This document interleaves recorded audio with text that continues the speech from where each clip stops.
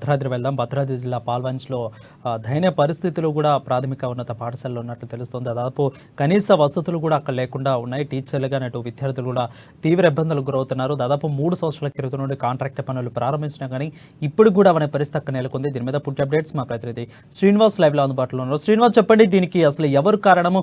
ఇంత దయనీయ పరిస్థితుల్లో ఉండటానికి గల కారణం ఏంటి అసలు? Thank you Varun. భద్రాద్రి కొత్తగూడెం జిల్లా రాచి చెరువు బంజర పక్కన ఉన్నటువంటి ప్రాథమికోన్నత పాఠశాలలో దాదాపు 200 పైచీలకు విద్యార్థినులు చదువుకుంటున్నటువంటి పరిస్థితి ఉంది.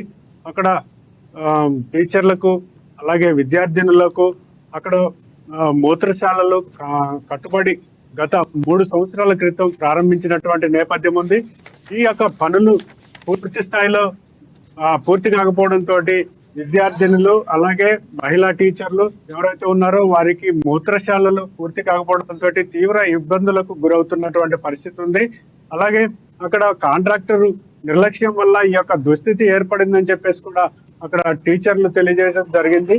ఈ యొక్క పరిస్థితిని వెంటనే అర్థం చేసుకొని జిల్లా స్థాయి అధికారులు, విద్యాశాఖ అధికారులు తక్షణమే స్పందించి వారికి ఆ యొక్క బిల్డింగ్ ఏదైతే ఉందో మూత్రశాలల కన్స్ట్రక్షన్ పరిస్థితుల్లో ఉన్నటువంటి ఆ యొక్క బిల్డింగ్ ని పూర్తి స్థాయిలో పనులు పూర్తి చేసి వారికి ఉపయోగపడే విధంగా చూడాలని చెప్పేసి టీచర్లు కోరుతున్నటువంటి పరిస్థితి ఉంది.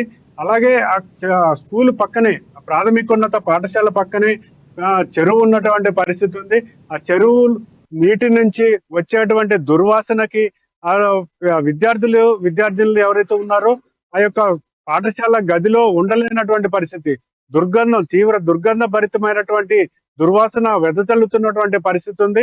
ఈ యొక్క దుర్గంధ పరిస్థితిని అర్థం చేసుకొని నీటిని శుద్ధి చేసేందుకు కావచ్చు, లేకపోతే ఆ దుర్గంధం భరితం రాకుండా చర్యలు తీసుకోవాలని చెప్పేసి కూడా ఈ యొక్క పిల్లలు కావచ్చు, విద్యార్థులు కావచ్చు, టీచర్లు కావచ్చు తెలియజేస్తున్నటువంటి పరిస్థితి ఉంది. ఆ పాఠశాలలో కనీసం తాగునీటి సౌకర్యం లేకపోవడం విద్యార్థుల యొక్క దయనీయ పరిస్థితిని మనం అర్థం చేసుకోవచ్చు. బోరు ఉన్నప్పటికీ కూడా ఆ బోరు తాగటానికి నీళ్లు అవే కొంతమంది విద్యార్థులు తాగుతున్నటువంటి పరిస్థితి ఉంది. ఆ తాగినటువంటి నీళ్లకు అనారోగ్యాల పాలవుతున్నటువంటి పరిస్థితి కూడా ఉన్నట్టు ఆ యొక్క విద్యార్థుల తల్లిదండ్రులు తెలియజేస్తున్నటువంటి పరిస్థితి ఉంది. కనీసము తాగునీటి సౌకర్యం లేనటువంటి పరిస్థితుల్లో ఈ యొక్క ప్రాథమికోన్నత పాఠశాల ఏదైతే ఉందో ఈ యొక్క పాఠశాలలో చదువుకుంటున్నటువంటి విద్యార్థులు కావచ్చు, టీచర్లు కావచ్చు తాగునీటి సౌకర్యం లేక కూడా తీవ్ర ఇబ్బందులకు గురవుతున్నటువంటి పరిస్థితి ఉంది. ఈ యొక్క పాఠశాలలో ఉన్నటువంటి సమస్యలను ఆ యొక్క సంబంధిత విద్యాశాఖ అధికారులు కావచ్చు, జిల్లా స్థాయి కలెక్టర్ కావచ్చు, ఇతర అధికారులు కావచ్చు తక్షణమే స్పందించి ఈ యొక్క పాఠశాలలో ఉన్నటువంటి సమస్యలను పరిష్కరించే దిశగా చూడాలని చెప్పేసి వారు కోరుతున్నటువంటి పరిస్థితి ఉంది వరుణ్. రైట్.